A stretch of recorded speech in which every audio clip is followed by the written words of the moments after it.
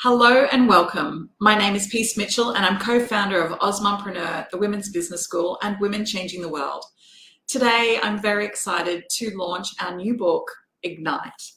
But before I do, I would like to pay my respects to the traditional owners of the land that I live and work on, the Mamu people of North Queensland. And I'd like to pay my respects to traditional owners, past, present, and emerging, right across Australia and the Torres Strait. Well, today we're here to celebrate the launch of this wonderful book, Ignite. This is a business book. It's been written by 24 incredible Australian businesswomen, and we have the pleasure of chatting with a few of them today. So I'd love to get started and introduce our first guest, Marianne. Please join me on stage, Marianne. Hi, Peace. Hello, how are you? Yeah, I'm great. How are you? Really good, really good. And so excited to be launching this book today. So, Marianne, for people who haven't met you before, I would love you to introduce yourself and tell us a bit about the work that you do. Yeah, sure. First of all, thank you for having me. It's been a pleasure and honor to work in this book and to be part of the process of writing my chapter for Ignite. I'm hoping by sharing my story and my journey of chasing my dreams of starting my own business, it will encourage and inspire others to do the same. So, a bit about myself. I'm the founder of Missy M Sweets and Reach Her Inc. I was born in Taiwan and migrated to Perth when I was 10. I'm a qualified engineer and I've been raised in a family of generational entrepreneurs. And I grew up with a cultural expectation to become a highly skilled white collar professional. But I think deep down, it wasn't my purpose. So the pivotal moment was having worked in the corporate world for 15 years. I had my son and then became a full-time stay-home mother for 6 years until he went to school full-time. At the time, I was exploring my options, and this was during the pandemic. So I started baking, and I thought maybe I could start my business from home and still do the pickup and drop off for my son. So, as a self taught baker without no prior business experience, I set out to find a mentor and I completed my sister school and provided batch samples to the school mums. And then I launched my business, Missy M Sweets, in 2020. It's a homemade, small batch, preservative free bakery that offers decadent desserts and dessert gift boxes for locals in Perth. We also ship our dessert gift boxes nationally across Australia as well. So, like any small business owner, I wear a lot of hats. It grew step by step. It certainly didn't happen overnight. It's through a lot of trials and errors and hard work. And I also wanted to create a baking business that has a purpose of helping women. It's about creating opportunities for migrants and marginalised women. So in August last year, I also launched a not-for-profit organisation called Reach Her Inc. This organisation aims to support and empower women from diverse backgrounds by improving their confidence, mental and physical well-being to help them gain an entry into employment through our education programs. Yeah, that's pretty much about me. I love that so much, and I love that you've created your own successful business, but now you're reaching out with Reach Her to give other women a hand up. It's so beautiful that you're doing that. Yes, thank you. Yeah. So I loved your chapter, and in your chapter, you talked about the importance of defining your dream. I mean, Yes, you alluded to it at the start that the dream that your parents had for you was different from your own dream. Their dream for you to grow up and be an engineer and have a white collar professional role was very different from what was the calling you in your heart. Can you tell yes. us a bit about defining your dream and what that means to you? Yeah, definitely. I think, growing up, the society puts a lot of pressure, especially coming from an Asian culture. We were taught that, you've got to be a doctor, an engineer, or lawyer in order to be successful in life. But deep down, that's not necessarily the case. We all have different skills, passion, and certainly for myself, Although I was an academic person, I did well in school, but deep down, it wasn't what I wanted in life. And so I think when I came to the stage of knowing that, there's more to it than following the path that my parents wanted me to follow. So it was a pivotal moment when I had my son and became a stay-home mum full-time, that I realized that it's about time that I chase my own dreams rather than, doing things that are pleasing to other people. Yeah, absolutely, absolutely. And you talk about the courage to pursue your dream, because often it's not easy, particularly, if you've got these heavy cultural expectations that you will do a certain career, but you've got that calling. It does take courage to follow that. Can you tell us about that? Yeah, definitely. I think, with the cultural expectation, then comes the next question is, well, why are you starting up your own business, especially in baking industry? You don't have any experience. You're not a chef. You're not a pastry chef. All these, questions and fear, stops you from taking the courage to pursue your own dream. I had a successful career within the last 15 years, and I've come to the realization that deep down, it wasn't my purpose and it wasn't my calling. And I didn't want to spend the rest of my life in the corporate world climbing the ladder. It wasn't something that filled my cup, nor that I was passionate about. So I really decided it was finally time to pursue my dream, because if I don't start now, and I wait until my son is old enough and then I pursue my dream, who knows that tomorrow may never come. So it's by taking small actions and the courage to take that first step. And that's when you start to finally realize that your dream is closer to your realization. Yeah.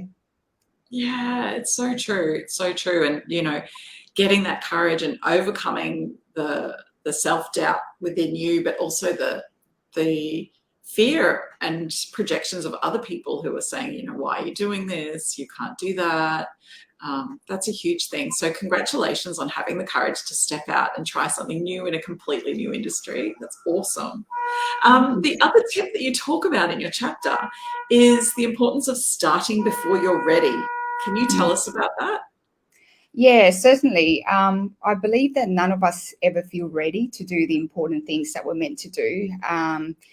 Certainly from my point of view, and I am a perfectionist, so therefore it is very hard to actually start before you're ready. I always felt that I wasn't ready to launch my baking business to the public. It was fine selling goods to my family and friends, but you suddenly realize that you don't get very far. From my personal experience, I didn't have a perfect packaging, labels, marketing resource. However, I decided to just go ahead and test the market first. So when I first approached my first retail chain, I have sourced these really cheap plastic containers, manual label. I did everything by myself, but I was able to convince the store manager to stock my desserts in the shortest space of time. So I think, speaking from my personal experience, the most valuable growth experience come because somehow you have bypassed the excuse, I'm not ready yet. It comes from fear and the hesitation, the anxiety of putting yourself out there. We all get imposter syndrome.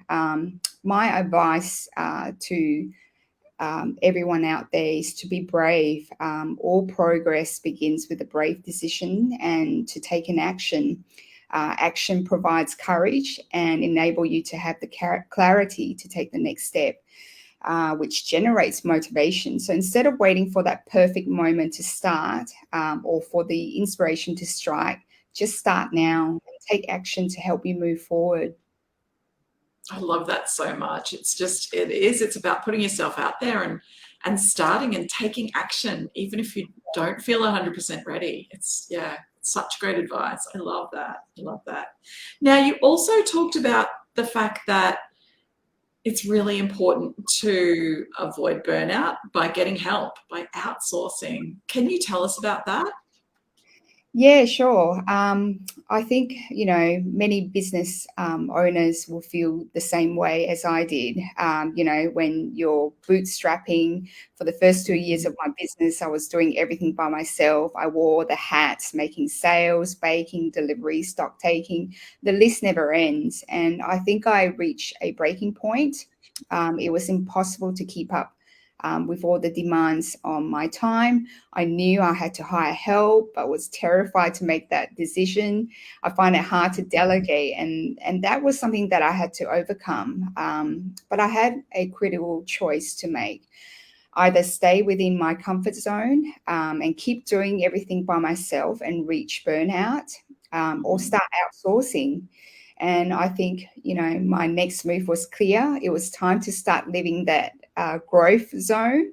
Otherwise, it was just impossible to move beyond the level I was at. So, yeah, so I start sitting down and look at the list of things that I could outsource that are not within my zone of genius, such as administration and repetitive baking tasks.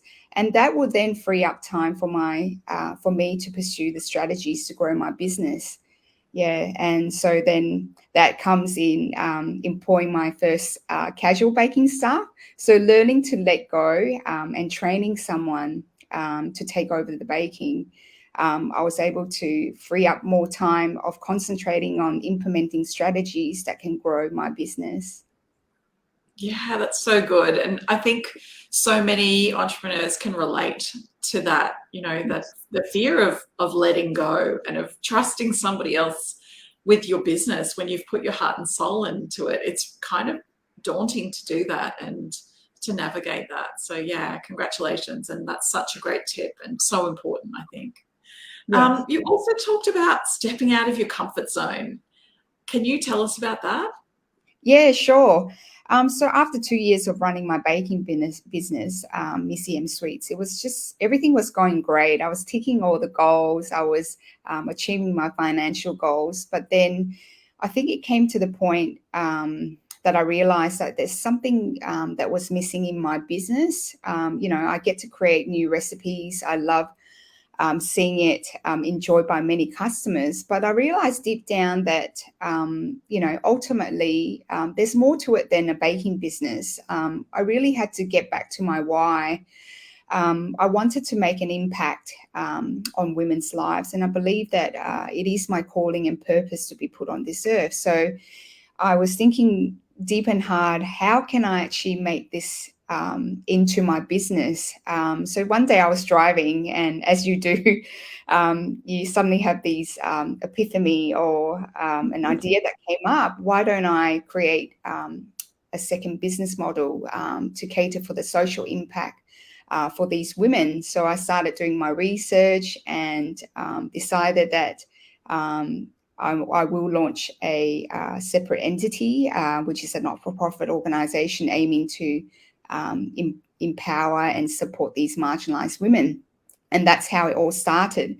So it was going outside my comfort zone. I've never had experience of working for a not-for-profit organization, neither founded a not-for-profit organization, but it's all about learning and growth. So my first step was to pitch my idea to local councils, member of the parliament, and to my surprise, they were all very supportive. And that was the first step of launching our workshop and program to the community.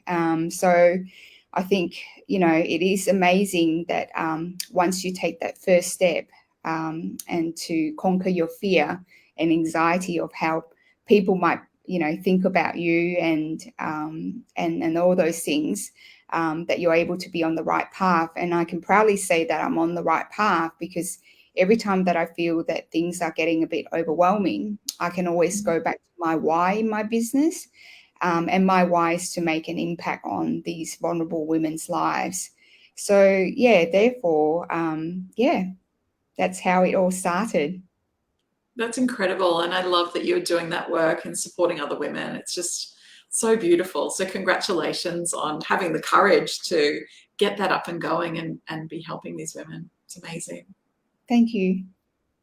Well, thanks so much. It's been wonderful chatting with you, Marianne, and I encourage everybody to grab a copy of Ignite and read this chapter because it's actually amazing what you've done in stepping out of your comfort zone and creating Missy M Suites and then launching your not-for-profit organisation as well with Reach Her. It's really amazing. So thank you so much for being here today with us as well. Thank you so much, Peace. It's my pleasure. Have a good day. You too. Well, I'd now like to welcome our next guest to the stage, Marika. Please join me in making her very welcome. Hi, Peace. Thanks for having me. Hi, Marika. How are you? I'm wonderful. I'm really pleased to be here and to be launching our book and sharing our journeys with everyone. So it's exciting. Yeah. Now, Marika, we can't see you. I'm not sure whether your camera's accidentally turned off. Are you able to have a look at your settings?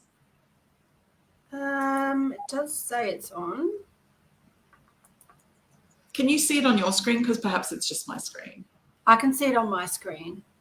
Okay, perhaps it's just me then. Hopefully. Sorry about that. Marika, for people who haven't met you before, I would love you to introduce yourself and tell us a bit about you and the work that you do.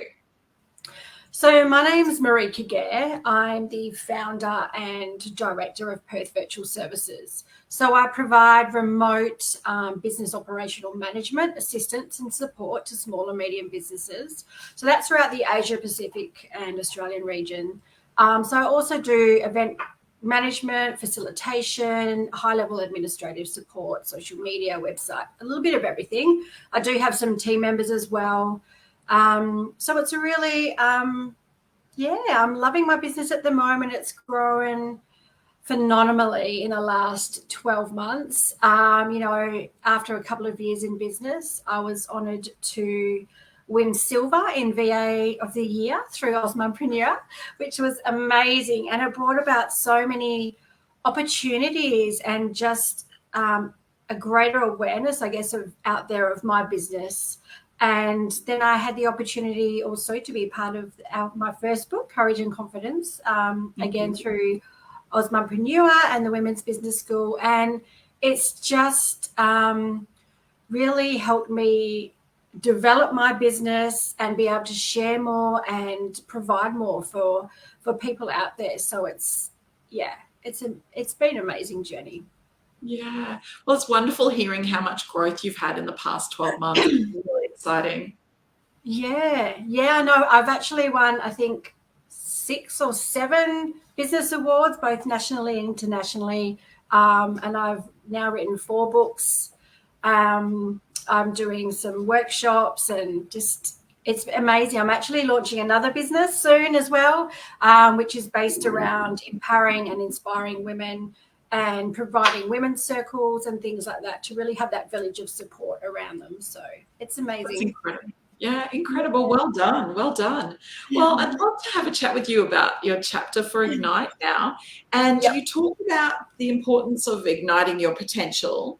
But I think there's something interesting within that you talked about is that igniting your potential is a choice. Can you tell us about that? Yeah, so I think, as a business owner or even going through your day-to-day work, if you're in a sort of corporate world or wherever else, you can kind of get used to that just standard way of doing things and the ho-hum, and you're kind of happy and you're comfortable, but it's really, some people are happy doing that and just plodding along, but if you really want to get yourself out there and be that amazing business that really sparks people's attention, you need to develop and you need to move with the time. So it's just igniting your potential, but through knowledge and understanding yourself and how you interact with your business and how you align with your business. Because a lot of people start business and they're good at what they do. They've got a great idea and they do, you do everything yourself when you first set up. You don't always have a lot of money, and that's a great way to sort of get things started.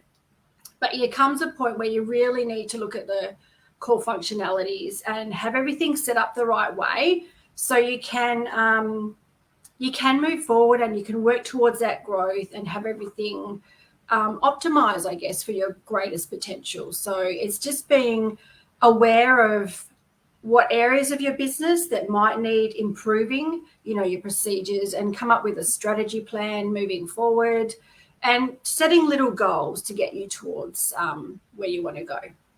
Yeah, absolutely. Marika, we're still having trouble seeing you on camera. Are you able to see the camera button at the bottom of your screen? There should be the microphone. So it does say I'm up. I can see myself up. I did a little play while I was talking. I'm not sure what's going on. Okay. All right, we'll keep going because we can hear you loud and clear. I am here. Yes. You were definitely here. Now, in your chapter, you talked about the fact that knowledge is power. Can you tell us about that? So that's a little bit about, I guess, what I just touched on then is really, if you really want to succeed, it's important to know where your business is truly at. Be honest with yourself, where your strengths and weaknesses lie, what areas might need improving, how you can pursue your own personal development, and really just optimize things on all sort of levels, and knowing when to outsource. So if you sort of have a greater understanding of yourself on a personal level, what your strengths and weaknesses are, what your personality type is, which is what I go into through my workshops, then you have a greater understanding of what type of people work well with you as well, as part of your team, and what areas you really should be outsourcing and improving to a specialist. So you can just have the greatest opportunities moving forward. Yeah. But there's also a lot of information out there. Some people overwhelm themselves by too much information. So you do have to be a little bit wary of that as well. You don't want to, I've had one client come to me and she had done so much research and she was at a place where she needed a lot of help, but she had so much research, it was confusing her. So she came to me just to sort of get that guidance and sort of, focus, because it just confused her and she didn't know what to do. So yeah, you just don't overwhelm yourself too much and make sure you, I guess, have someone to be that sounding board for you and give you that direction to help you. Yeah, absolutely. And you talk about personal development as well. And I guess that kind of goes hand in hand with, understanding yourself and understanding your business. But personal development is really important as well. Can you tell us a bit about that? Oh, it's so important. It's really so important. And it's, like you said, it goes hand in hand when you have a business. You really need to understand yourself, what your strengths and weaknesses are, and have that inner wisdom and confidence as well in yourself. So if there's certain areas that you don't feel comfortable doing, or you feel like it's a bit much for you, then just, work on that within yourself and, develop your life skills, I guess, to really bring the best out for your business. Yeah, absolutely. And you also talk about self-awareness and self-expression. Can you tell us about that? Yeah, so throughout my journey, I talk about this in some of my other books. I've been through a few sort of challenging times in my life, and I've had to focus a lot on myself and reflect back on certain situations and past experiences and how they may have been affecting me now and moving forward. And, because your memories and your experiences throughout your lifetime are what shape you as a person and who you are and how you interact and how you perceive certain situations and things moving forward. So you might have had some negative experiences, and so if you are put in a similar experience, you have that negative mindset attached from before. So it's just understanding that, because the same situation, it's not the same situation. It can have a much more positive outcome, but you just got to get rid of that negative mindset that's sort of attached to that. So it's learning to set your boundaries, be firm, just staying true to yourself and comfortable with who you are, and just really understanding, having that inner awareness. Yeah, absolutely. You also talk about the importance of finding your tribe. Can you tell Yeah. us about that and how that has impacted you? Yeah, absolutely. Look, I mean, when I first started my business, I joined a networking group, and I think oh, it's amazing. It's something that every business owner should do, and most of them do. But to do it at the start of your journey is definitely very important. And I learned a lot of things, and I felt comfortable having that support and talking to some peers. But over time, I guess as my business grew and I grew, I felt like I needed a bit more of a closer connection. I guess I feel I feel more connected with women who are going through the same things in business. We have a different kind of mindset. We're mothers. We all understand what the juggle is. So it's really kind of finding, I guess, yeah, your soul sisters and who you're comfortable with. You're going to support you and encourage you and give you advice and not be that competition or have that judgmental mindset to really feel comfortable opening up and getting that advice and supporting you. So I'm really a big believer of having that village of people around you to support you. So that's something I've based around my new business. So no matter what you're going through, whether it be in business or life or any situation, it's the same as it takes a village to raise a child.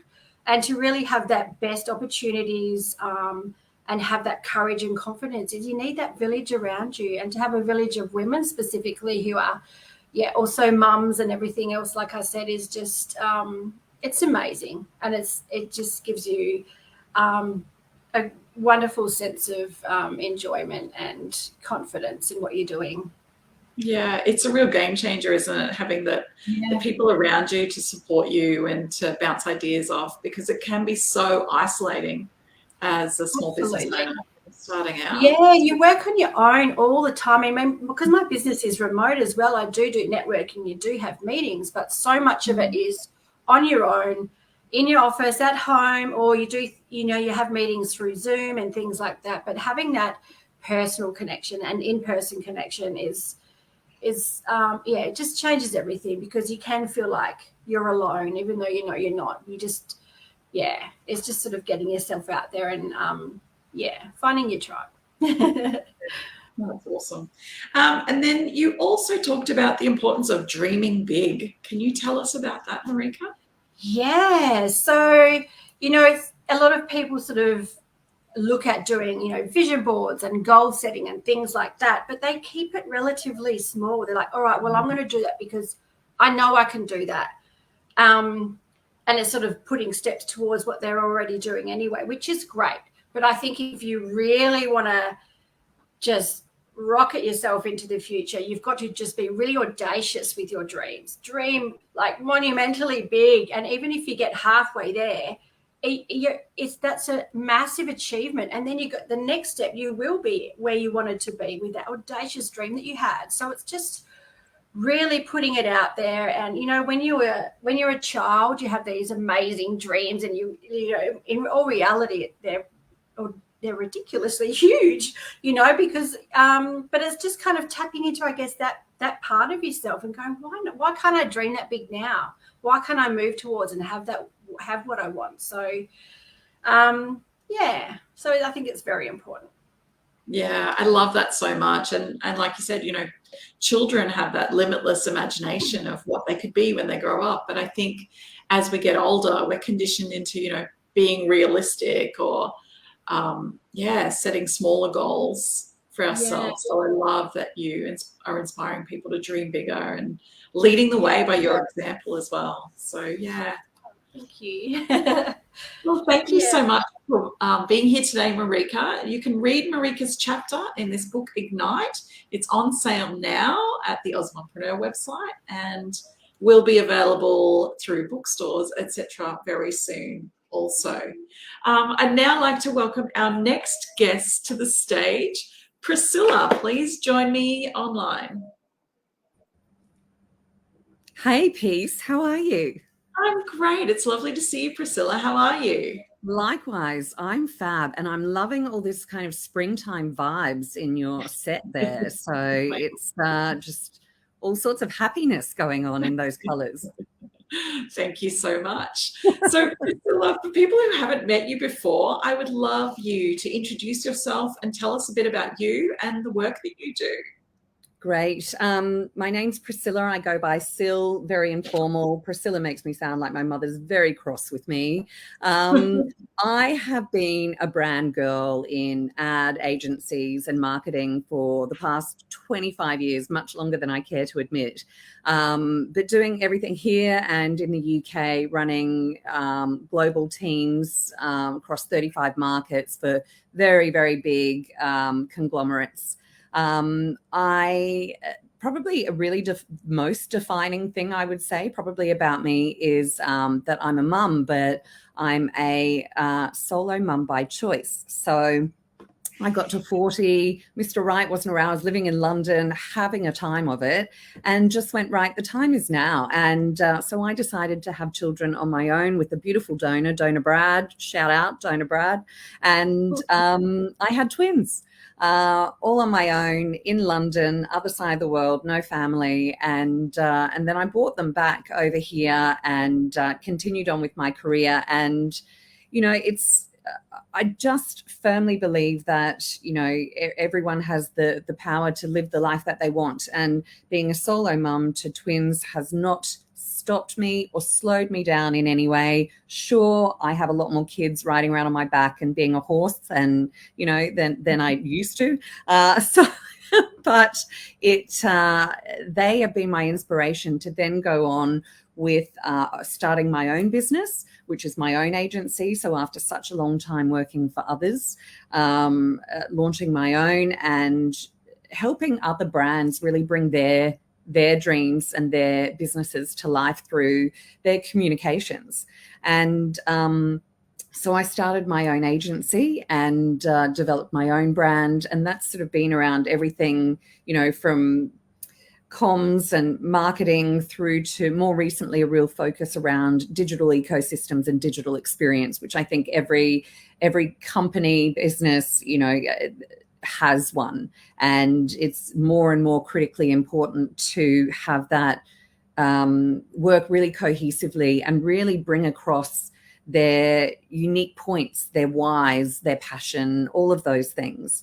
And, I know, Marianne was talking about doing the labels herself and then also talking about knowing when to outsource and things like that. And, it's when you start your own business, anyone in business, there's a whole ecosystem you have to tap into. So, what my experience is in is sort of one part of that, but, it's in drawing out and telling the stories of these founders and their businesses, in the most passionate way and through their voices, and getting that across to their customers. And then most recently, I am, about to launch my new brand, which is St. Agnes Rituals, which is really inspired by my babies and was born from, when they were little ones, crawling around on the floor, pretty much licking everything all day. And then COVID hit, and me kind of, thinking, what's in our environment? And it's a toxin-free living brand. So it's about cleaning out the cupboard of, all the toxic cleaning materials, looking at what we do our laundry with, what we put onto our skin, what we brush our teeth with, and how we can eliminate the toxin overload. Because as humans, we are rushed with minimum 700,000 toxins every single day through the environment, what we eat, the things we put on our skin. And our bodies are machines. They're incredible machines, but we probably weren't designed with this modern lifestyle in mind. So St. Agnes Rituals, inspired by my babies, and, with the hope that, we support every home and every human to be set up for their best possible world of wellness, going forward. So, and that's what my babies, prompted me to do. I want them to have a really healthy, happy, long life. And in my research of understanding about toxins and, what they sort of do and how they affect us and, what the symptoms are and so on, it was a no-brainer and a really, really passionate and kind of primal sort of drive for me to do something about that. And St. Agnes is born. That's amazing. Amazing. So many incredible things that you've just talked about in that intro. Becoming a solo mom Overload. by choice at 40, that is incredibly brave, and congratulations. I just think that's so wonderful. And I know there are lots of other women out there who are potentially thinking about taking that leap. So it's wonderful Yeah. having you here as part of this book, and I'm talking today as well about what that journey's been like for you. I think that's one incredible thing that you talked about. And then St. Agnes rituals that you've created is amazing. And I love that you have done the research into it, and that number of toxins that we are all impacted by every day is astounding. And Mind I love blowing, that right? Yeah, yeah, absolutely crazy. Yeah, yeah, I know. too much. It's you kind of feel a bit itchy, like you need a shower, like when you hear big Yeah, statistics like that.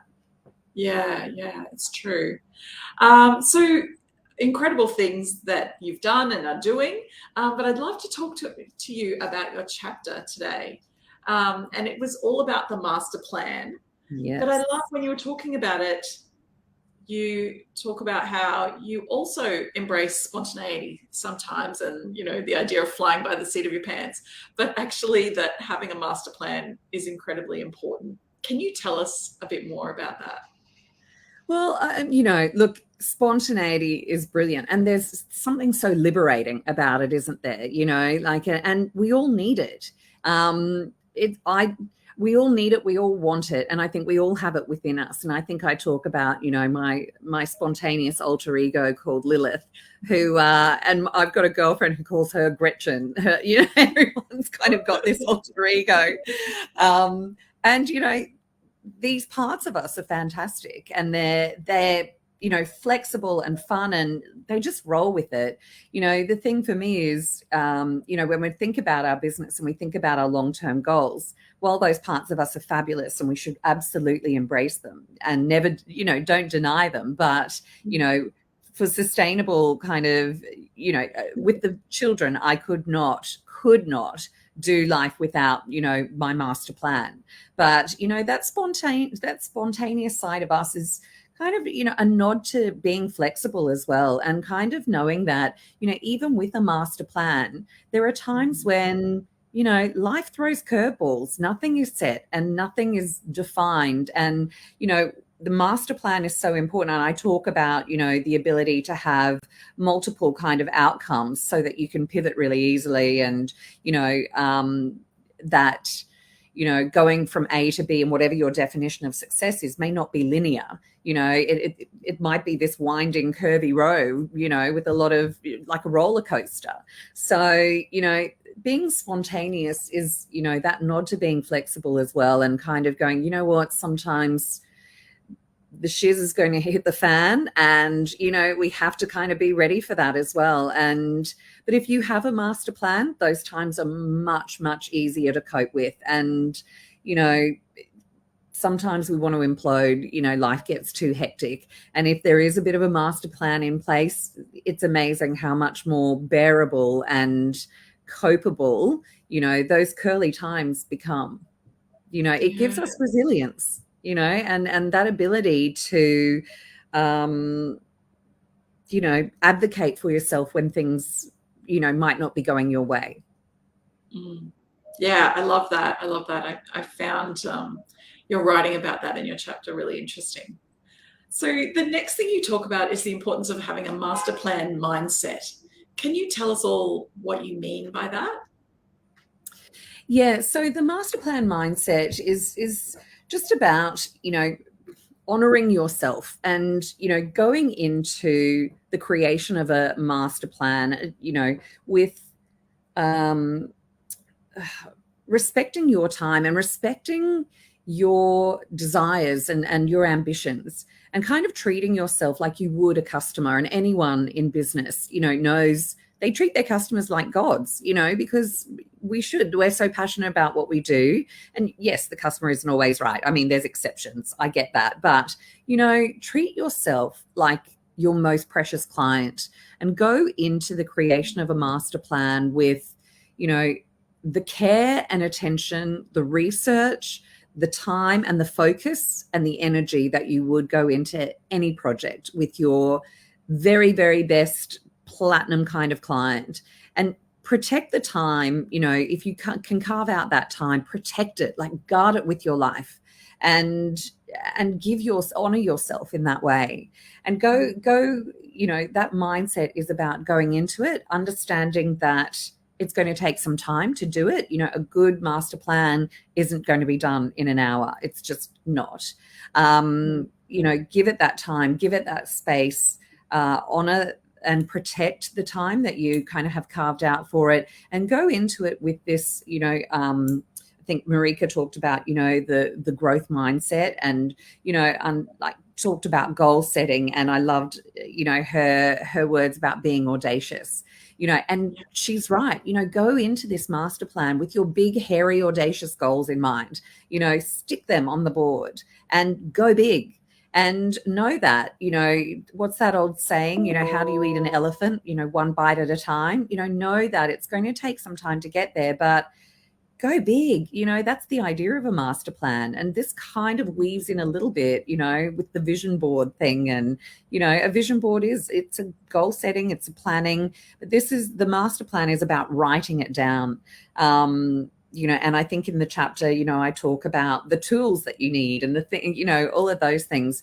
It's really lo-fi, like it's pen, it's paper, it's maybe some post-it notes, and that is really, really important as well, because that connection from your brain to your hand and writing it down, it connects you far more strongly with whatever you're setting down on paper.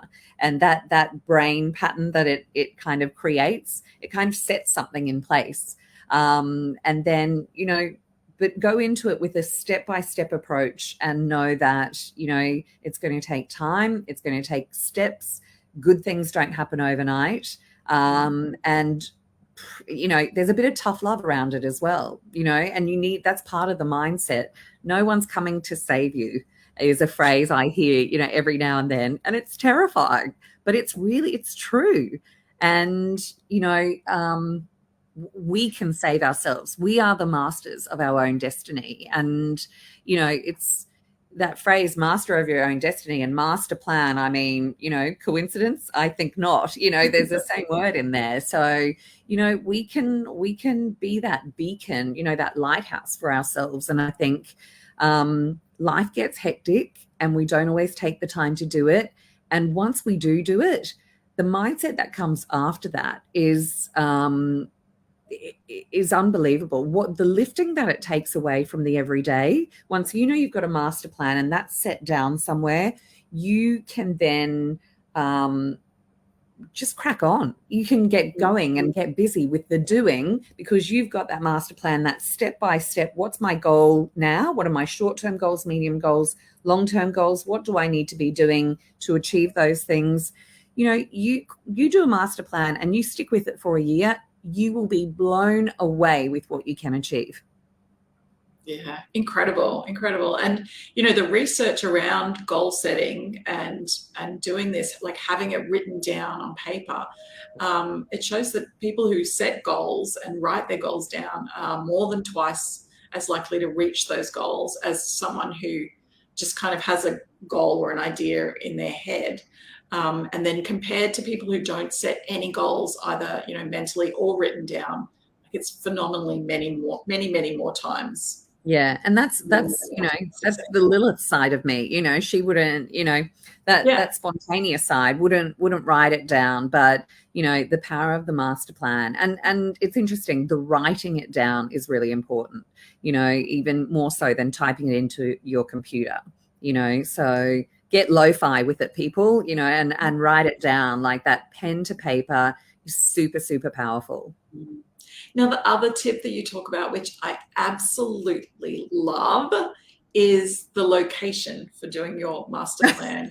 Can you tell us a bit about your strategy around choosing a location? Well, that has evolved. It's evolved over time. I think in the chapter I talk about, when I started doing master plans in my 20s, I'd go to my mum's house just to have a different change of scenery. I had no money and, I lived in an apartment, which was great, but you need to get out of your everyday, and I also find going to beautiful suburbs where they have really lovely cafes and, you know, things like that, and just sitting in a cafe, getting out of your usual environment to somewhere where it's maybe a bit aspirational. And it doesn't need to be fancy. I mean, if you're an artist or you're a creative type, go to, you know, a really creative, you know, I'm not talking you need to be around the Range Rovers and things. You go to wherever inspires you and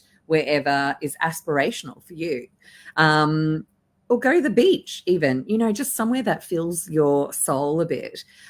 So I would go to Mum's and I would spend a whole day there, and I would have butcher's paper, and she would know what I was doing, and she thought I was mad. And so she would sort of leave me alone rather, and maybe, you know, pop a sandwich into me at lunchtime or something. But as the years have gone on, you know, I've gone to pubs.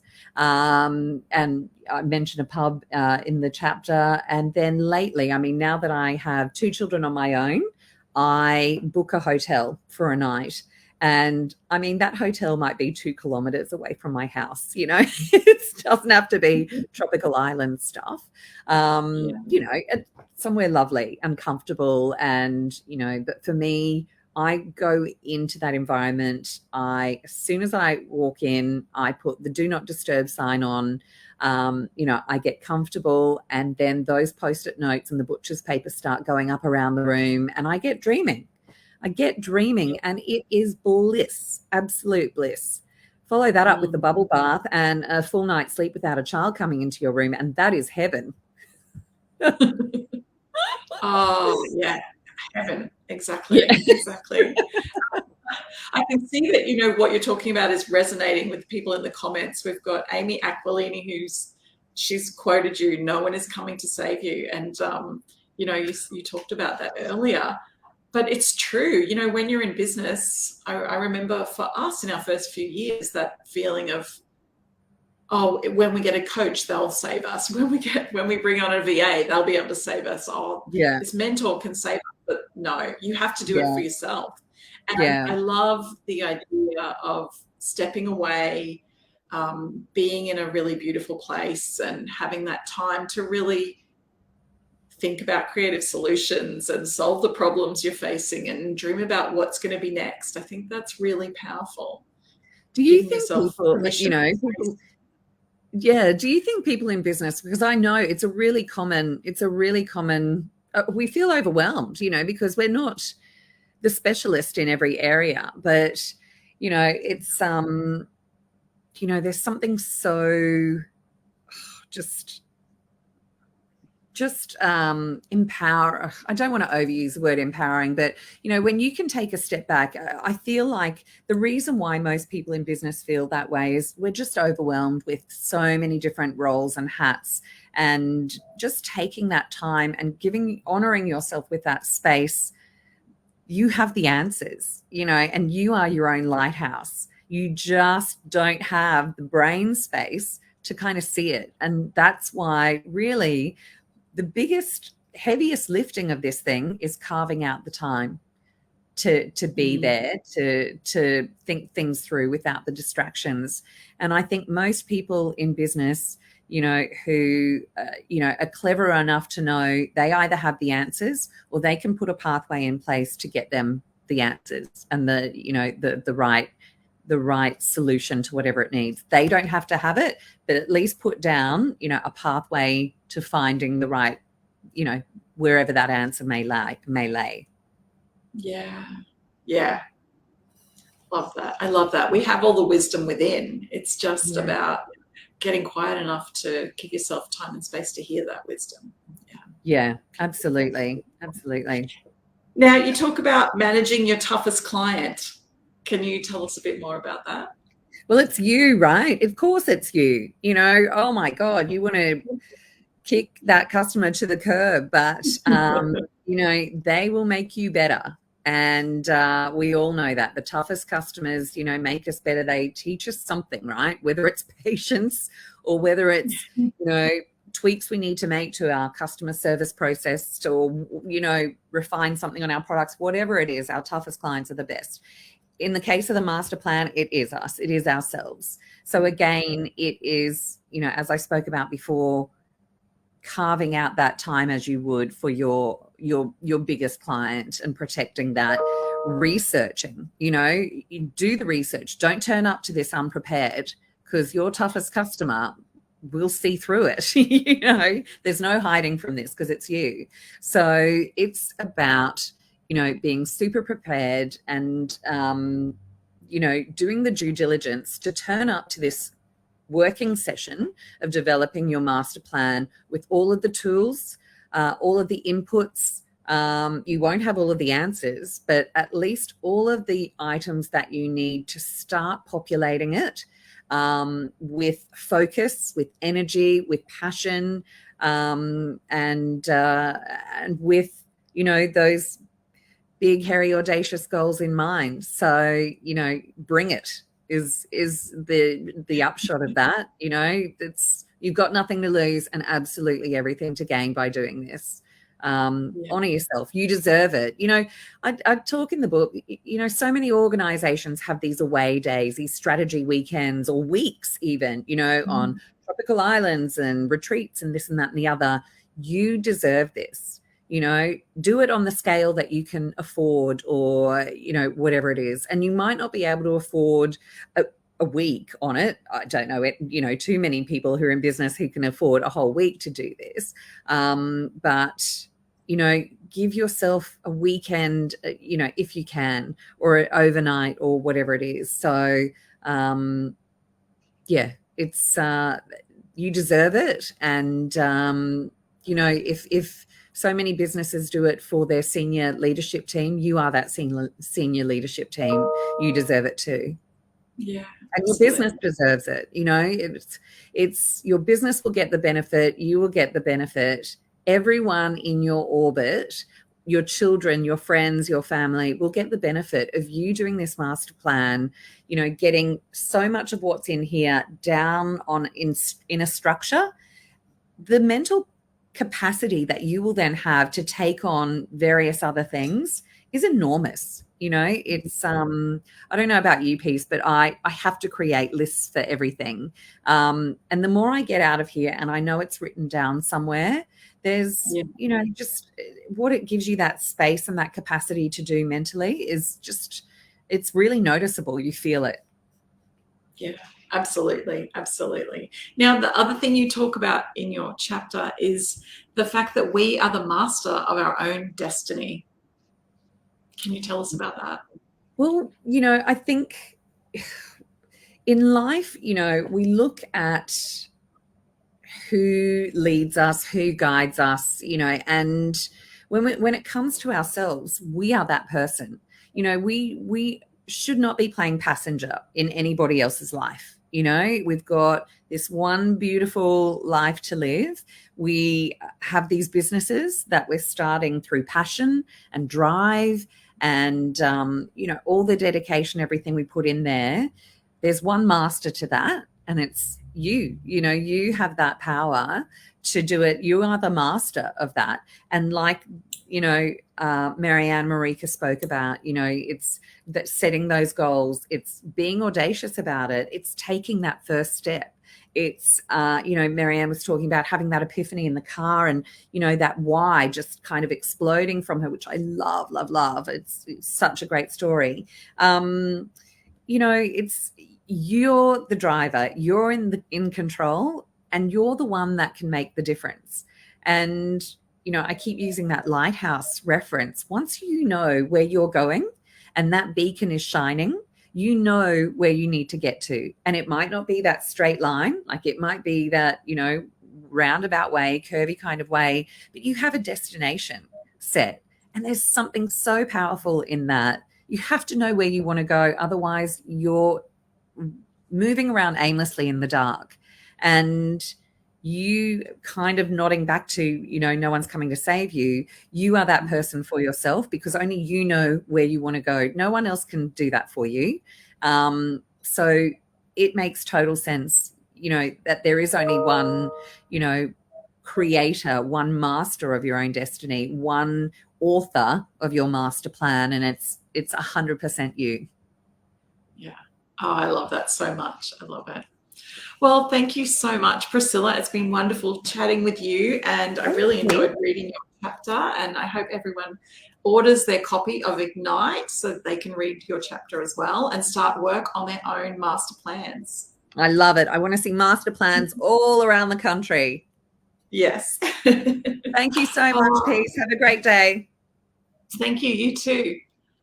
All right. Well, that was our final author that we're chatting with today. So thank you so much to all of our authors for being here.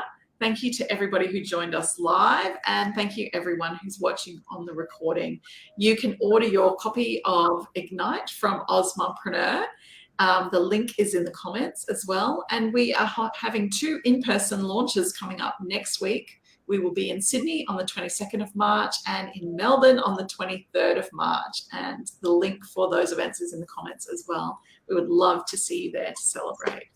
Well, thank you so much, everyone, for being here. It's been a lot of fun, and have a wonderful day. Thanks, everyone. Bye. Thanks so much. Bye, everyone.